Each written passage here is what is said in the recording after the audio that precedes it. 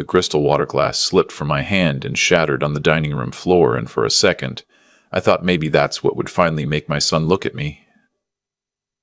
It didn't.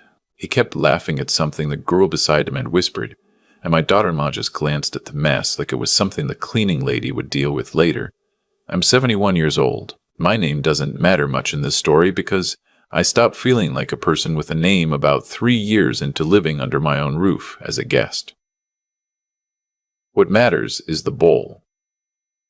The bowl is what I came to tell you about. Let me start somewhere that makes sense. I worked 38 years at a steel fabrication plant outside Toledo, Ohio. Foreman for the last 14 of those years. My wife, the only woman I ever loved, passed in the spring of 2019 after a stroke we never saw coming. She went to bed on a Tuesday complaining of a headache, and I woke up Wednesday morning a widower. 43 years of marriage gone in the space of one bad night. I held her hand in the hospital while the machines made that sound machines make when there's nothing left to do, and I told her I'd be all right. I lied to her. It was the first lie I'd ever told her in my life, and I told it because I didn't want her last thought to be worry. After she died, our boy moved back home. He was 34 then, working some kind of marketing job in Columbus, between apartments, between girlfriends, between everything. He showed up at the funeral with hollow eyes and stayed an extra week, then said he'd been thinking about being closer to family, helping me out, the house being too big for one man. I believed him because I needed to believe him. A father always wants to believe his son. He brought a girl with him about 8 months later. Said her name was Brielle, said she was an interior designer, said she wouldn't be there long. That was almost 4 years ago now. They never married. She just stayed. She brought her things one suitcase at a time, until one day I realized her clothes filled the closet in the guest room, and her shoes lined up under the bed, and her perfume bottles crowded the bathroom counter where my wife's used to sit. I didn't say anything. I didn't know how to say anything. The house I'm talking about, I built it. Or, I should say, I paid every penny for it, and I did the framing myself with my brother in the summer of 1981. 3 bedrooms, 2 baths, a finished basement, a patio out back where my wife used to drink coffee on Sunday mornings. I paid the mortgage off in 2007. The deed has my name on it and only my name. I want you to remember that. It becomes important. For the first year my son lived with me, things were almost good. He'd come home from work and we'd watch the Browns lose on Sunday afternoons, eat sandwiches, talk a little about his mother. He was grieving too in his own way, and I gave him room. I'd give my son the moon if he asked for it. Any father would. Then Brielle moved in, and things changed in ways I couldn't quite put my finger on at first. She rearranged the living room without asking. She threw out the lamp my wife and I bought on our honeymoon in Niagara Falls, because she said it didn't match the color scheme. When I asked where it went, she said, "Oh, was that yours?" I thought it was just old. She smiled when she said it, like she was being patient with me. My son started calling me Pop in front of her. He'd never called me that in his life. He called me Dad until he was 17, then Father when he wanted to be sarcastic, but never Pop. Pop is what you call an old man you're tolerating. The first time he said it, at dinner, he asked me to pass the salt and called me Pop, and Brielle giggled into her wine glass, and I felt something cold go through my chest. I passed the salt anyway.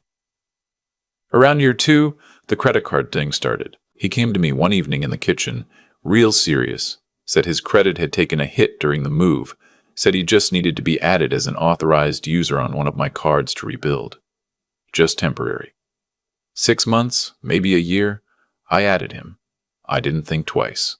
He was my boy. He was the boy I'd taught to ride a bike on Maplewood Avenue. The boy I'd carried on my shoulders to see fireworks every 4th of July. You don't say no to that boy. A few months later, he asked if Brielle could be added too, just so they could manage household stuff together. I said yes. I'm telling you this because I want to be honest about my part in it. I let it happen. I watched it happen. I told myself 100 different stories about why it was fine. He was finding his footing. She was helping him. They'd pay me back. They'd grow up. By year 3, I was eating Campbell's soup most nights. Not because I couldn't afford anything else. Because I'd come home from the senior center where I do woodworking on Tuesdays and Thursdays, and there'd be no food in the house. Brielle had taken to grocery shopping for what she called their meal plan, which involved a lot of organic this and free range, that, and somehow there was never anything for me. She'd bought me a separate small section of the pantry and labeled it with my initials and a little chalkboard sign, like I was a roommate. Inside it, cans of Campbell's, some saltines, instant coffee. She thought she was being thoughtful. She told her friends about it on the phone. I gave him his own little area. Isn't that sweet? I'd sit in my recliner at night and look at the wedding photo of me and my wife above the mantel. And I'd ask her, in my head, what to do. She didn't answer because the dead don't answer. But I knew what she'd say. She'd say, "Honey, your boy needs you." She'd always said that, even when he didn't. The credit card statements were coming to my phone now because Brielle had set that up too. Said she'd help me go paperless. She was very helpful that way. I'd see the charges. Restaurants in Columbus. A weekend in Nashville. A spa called something French. Sephora. Nordstrom. Best Buy. The numbers got bigger. By the spring of last year, they were running close to $4,000 a month between them. My pension is decent and I have my savings. But I'm not a wealthy man. I started shifting money from savings to checking just to keep up with the minimums. I told myself I'd talk to him soon. I just needed the right moment. The right moment never came. The moment that came was my 70th birthday. I had actually forgotten it was coming up. That sounds strange, but when you live alone with 2 people who barely look at you, you stop marking the calendar. It was a Saturday in late October. I'd gone out to the garage early to work on a rocking chair I was building for a great niece I have in Cincinnati. When I came back inside around 11, the dining room had been decorated. Streamers. A banner that said 70 in gold letters. Flowers on the table. I stood in the doorway in my work shirt with sawdust on my pants, and Brielle came around the corner with a smile so wide it didn't look real. "Happy birthday," she said. "We're throwing you a party tonight. It's going to be wonderful." My son came in behind her, smiling that same smile, and clapped me on the shoulder. Big 7-0 pop. Couldn't let it pass without a celebration. I should have known then. I should have felt it, but I'm telling you, when your son tells you he wants to celebrate you, you let yourself believe him. I went and showered. I put on the gray suit my wife had picked out for me 10 years ago, the one she said made me look distinguished. I stood in front of the mirror and tried to find my own face under all the years. Guests started arriving at 6. 20 of them I counted later. A few were people I knew. Neighbors from down the street. A couple from church I hadn't seen in months. My younger brother and his wife who'd driven up from Cleveland. The rest were strangers to me. Friends of my son and Brielle. Young people in expensive clothes, laughing too loud, drinking the wine I hadn't bought. They filled my living room and called me Mister, and shook my hand and didn't really look at me when they did. The dining room table was set beautifully. China I recognized as my wife's, the set we'd gotten for our 25th anniversary that Brielle had taken out of the cabinet and started using for her own dinner parties. Crystal glasses. Cloth napkins folded into little fans. A roast in the center of the table that smelled like heaven. Side dishes everywhere. Brielle had cooked, or had it catered, I couldn't tell which.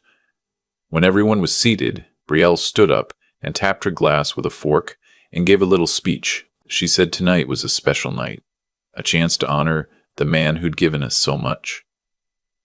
She actually used those words. My son sat next to her, smirking.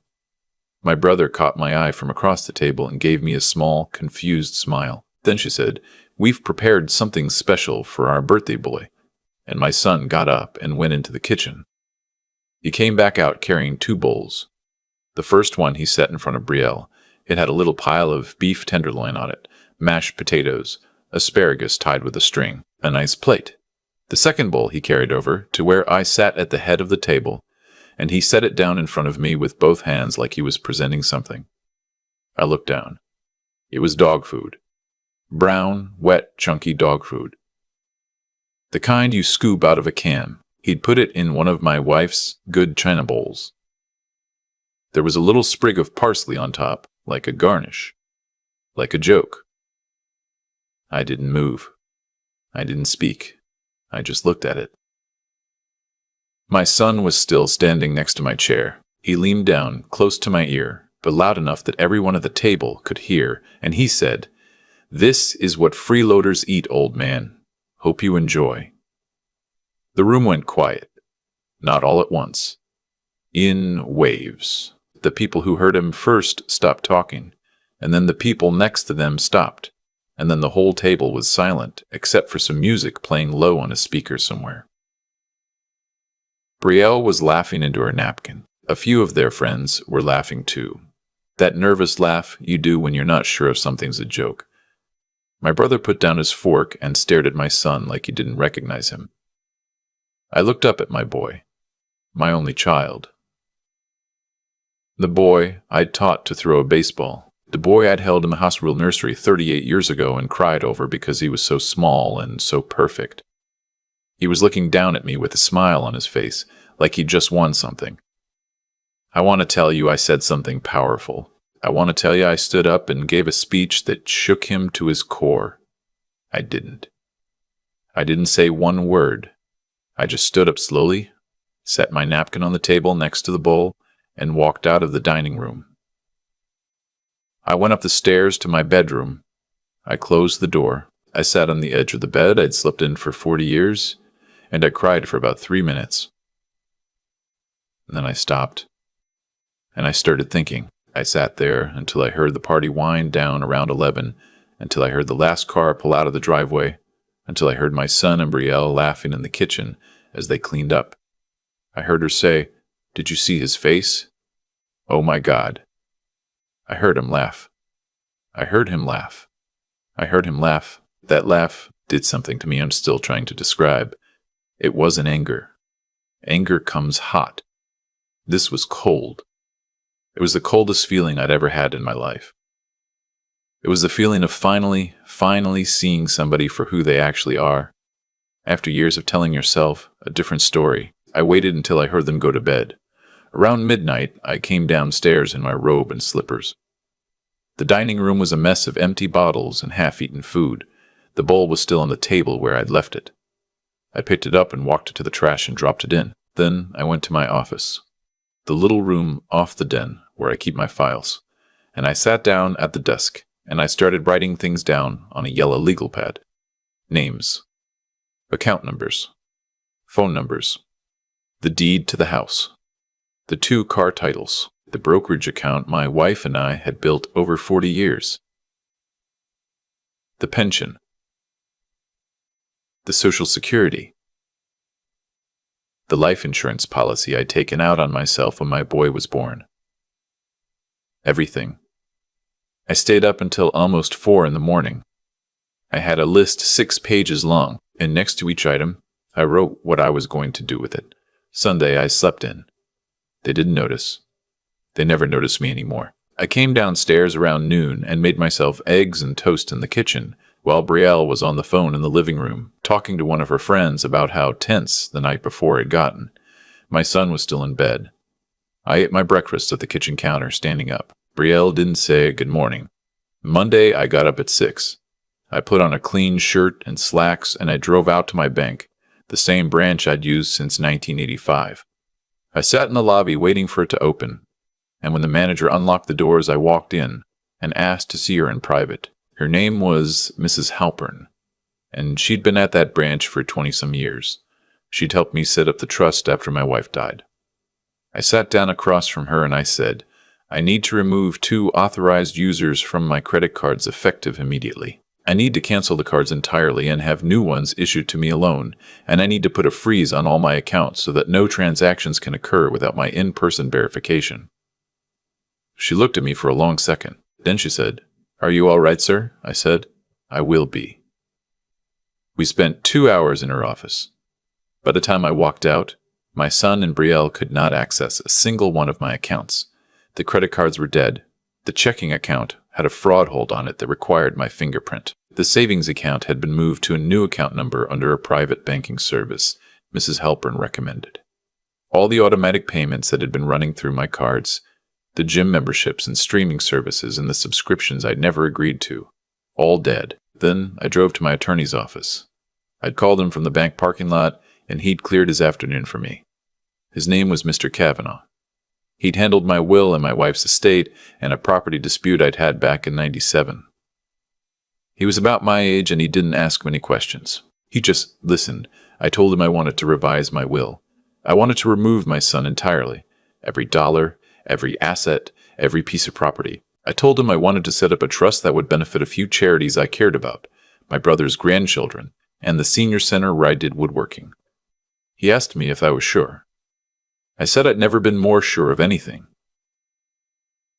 Then I told him about the house, the deed in my name. I asked him what my options were if there were 2 adult occupants who had no lease, no legal claim, and were not paying rent. He smiled a little. He said, "In Ohio, you can have them out in 30 days with proper notice. You can have them out in 3 days if there's any kind of threatening behavior." I told him about the dog food. He stopped smiling. He said, 3 days. We drew up the eviction notice that afternoon. Both names on it. We drew up a cease and desist regarding any future use of my financial information, my home address, or my vehicles. I had 2 cars, my truck, and a sedan that had been my wife's.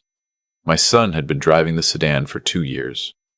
Mr. Kavanaugh helped me file the paperwork to remove him as an authorized driver and report the vehicle as no longer available to him.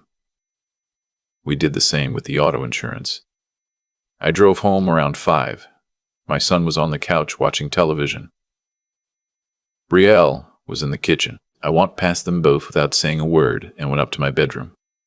I locked the door. It was the first time I'd ever locked that door in my own house. I slept like a baby. Tuesday morning, I went to the post office and got a P.O. box. I went back to the house and gathered up every piece of mail that had my name on it, and I changed every address, every utility, every magazine, every doctor's office. From now on, nothing came to that house with my name attached. Tuesday afternoon, my son tried to use his credit card at a restaurant. It declined. He tried a different one. Declined. He came home that evening looking confused and a little angry, and he asked me from the bottom of the stairs if I'd had any problems with the bank. I was sitting in my chair in the den reading the newspaper. I didn't look up. I said, "No problems, just some adjustments." He stood there for a minute. Then he went into the kitchen. I heard Brielle whisper to him, "What's going on?" I heard him say, "I don't know." Wednesday morning at 9 sharp, the process server arrived. A young man in a polo shirt with a clipboard. He rang the doorbell. Brielle answered it in her bathrobe. I was at the kitchen table eating toast. I heard him ask for my son and Brielle by name. I heard her say, "What is this?" I heard him say, "You've been served." She came into the kitchen carrying the envelope, her face white. My son was right behind her. He'd just woken up. His hair was sticking up. He looked younger than he had in years, like a kid being told his teacher called. "What is this?" he said. He was holding the eviction notice. His hands were shaking a little. "What did you do?" I looked at him over the top of my newspaper. I said, "I gave you 30 days. That's more than you deserve." He started to laugh. That laugh from Saturday night. I want to tell you something. I'd never hit my son in his life. Not once. Not even a spank. But when he laughed at me right then in my own kitchen, holding a legal eviction notice from his own father, I had to put my hands flat on the table to keep from getting up. He saw my face. He stopped laughing. "You're not serious," he said. "Pop. Come on, Pop." I said, "Don't call me Pop." Brielle started to cry. Real crying, ugly crying, the kind where your makeup runs. She said, "We don't have anywhere to go. Where are we supposed to go? You can't do this to your own son." I folded the newspaper. I set it down. I said, "My son served me dog food at my own birthday party in front of 20 people. My son has been spending my money for 3 years. My son hasn't said one kind word to me since his mother died. I don't have a son anymore. I have a tenant. And the tenant has 30 days." She looked at my son. He looked at the floor. Neither of them said anything. I went to my bedroom and finished getting dressed. I drove to the senior center and worked on the rocking chair until lunchtime. The next 2 weeks were strange in the house. They didn't talk to me. I didn't talk to them. They had no money, no credit, no cars except for Brielle's old Hyundai, which was barely running. They were eating ramen out of paper bowls.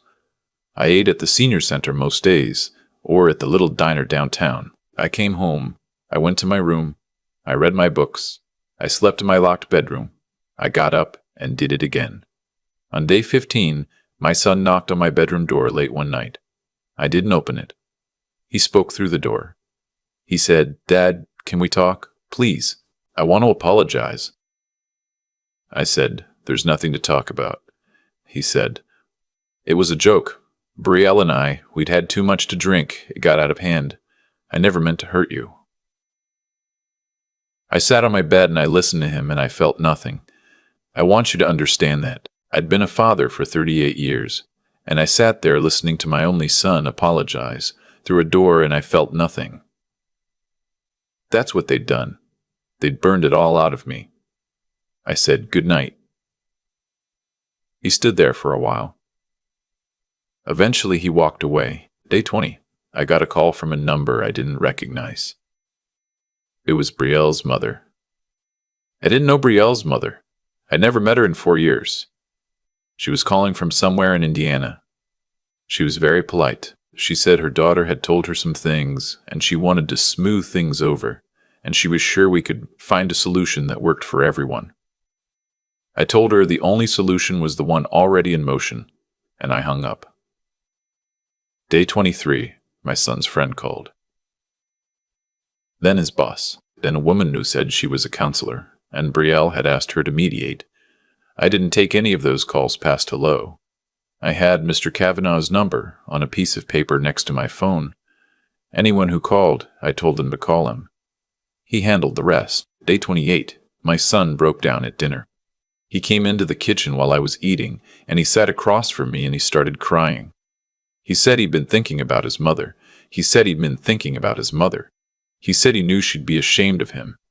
He said he didn't know how it had gotten so bad. He said he'd been sick for a long time, depressed, lost, and Brielle had pulled him in a bad direction, and he'd let her. And he was sorry. He was so sorry. He was begging me to give him another chance. I let him cry. I didn't interrupt. When he was finished, I said, "Your mother loved you very much. So did I. Once.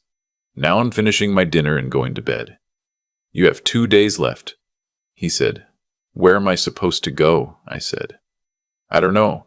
I'm not your father anymore. I'm just the man who owns this house." Day 30. I had 2 officers from the sheriff's department come out at 8 in the morning, the way Mr. Kavanaugh had recommended. They were very professional.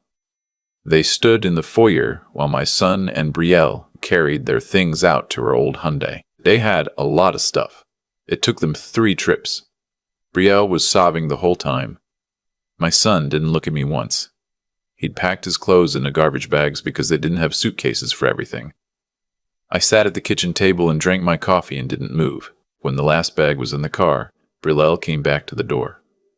She had her hand on the knob. She looked at me and she said, "I hope you die alone." I looked at her and I said, "I'd rather die alone than die surrounded by people like you." She slammed the door so hard a picture fell off the wall in the hallway. I picked it up. It was a picture of me and my wife at the lake in 1986. The glass was cracked. I dusted it off and put it on the mantel. I stood there for a minute just breathing. The house was quiet. It had been so loud for so long, I'd forgotten what quiet sounded like. The next month, I sold the house. I'd already talked to a realtor. It went quick. I got more for it than I expected. I bought a smaller place on the other side of town, a little ranch with a workshop in the garage, walking distance to the senior center. I moved in with what I needed, and I sold or donated the rest. The fancy china. The furniture Brielle had picked out. All of it gone. About 6 weeks after the eviction, I heard from my brother that my son was working at a warehouse in Akron and living in a basement apartment. Brielle had left him after about a month, took most of what they had left and went back to wherever she came from. He was alone. My brother said he looked terrible. He said my son had asked him to ask me if there was any way back. I told my brother, tell him I love him, tell him I always will, and tell him that's not the same thing as letting him back in. My brother nodded. He said he understood. He said our father would have done the same thing. I want to tell you what I learned from all this because I think it might matter to somebody listening. I spent 3 years telling myself that loving my son meant tolerating whatever he did. I told myself that a good father gives and never stops giving. I was wrong. A good father gives until his child becomes someone the father can be proud of, and if the child becomes someone else, a good father has the courage to step back. Love is an endless tolerance. Love is sometimes the no that saves a person from themselves. I'm 71 now. I live in a small, clean house. I have my routine. Tuesdays and Thursdays at the senior center.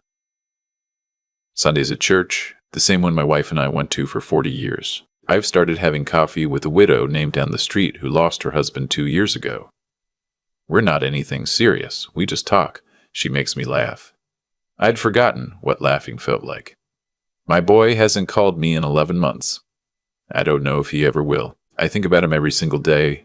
I think about the little boy I taught to throw a baseball, and I miss him so much it hurts. But the man who served me dog food, the man who laughed with his girlfriend about my face when I saw what was in the bowl, that man is a stranger to me, and I can't make him my son again just by wanting it. Some nights when it's quiet, I go out to the workshop in my new garage, and I work on whatever project is in front of me. I hum a little. I think about my wife. I think about the long road that brought me here. I'm not bitter. I'm not even angry anymore. I'm just done. I'm done apologizing for taking up space in my own life. I'm done shrinking myself to make my son comfortable. I'm done eating soup at the kitchen counter while strangers laugh in my living room. If you're listening to this and you're in a house that doesn't feel like yours anymore, in a life that's been chipped away from you by someone you love, I want you to know something. You don't have to wait until they hand you a bowl of dog food. You can stand up the day before. You can stand up tomorrow. You can stand up right now. The hardest thing I ever did was stop being a doormat for my own child. The best thing I ever did was the same thing. I keep that picture on my mantle, the one Brielle slammed on the floor. The cracked glass is still there. I never replaced it. Some mornings I look at it and my wife smiles at me from the lake in 1986, and I think she knows. I think wherever she is, she knows. And I think she's proud. That's enough for me. That's more than enough. I've been thinking a lot lately about how a man ends up eating dog food at his own birthday party. It doesn't happen overnight. Nobody wakes up one morning and decides their father is a freeloader in his own paid-off house. It's a slow erosion. It's 1,000 small surrenders that add up to one big one.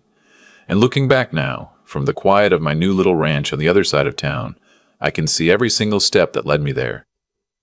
The truth is, I taught my boy how to treat me. Every time I added another card, every time I let Brielle throw out something of his mother's, every time I ate Campbell's soup at the counter while they ordered steak on my dime, I was teaching him. I was showing him exactly what he could get away with. Love made me a soft target, and I let it. That's the part nobody wants to admit when these things happen. We always want to make ourselves the pure victim. But causes have effects. Choices have weight. And the choice I kept making, year after year, was to disappear a little more so my son could be comfortable. What changed me wasn't the dog food. It was his laugh afterward in the kitchen when he thought I couldn't hear. That laugh told me the truth.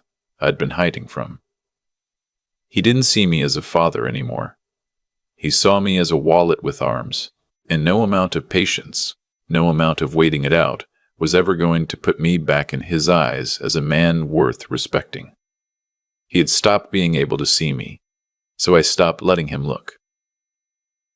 If there's anything I'd want a younger man to take from my story, it's this: goodness without strength is just an invitation.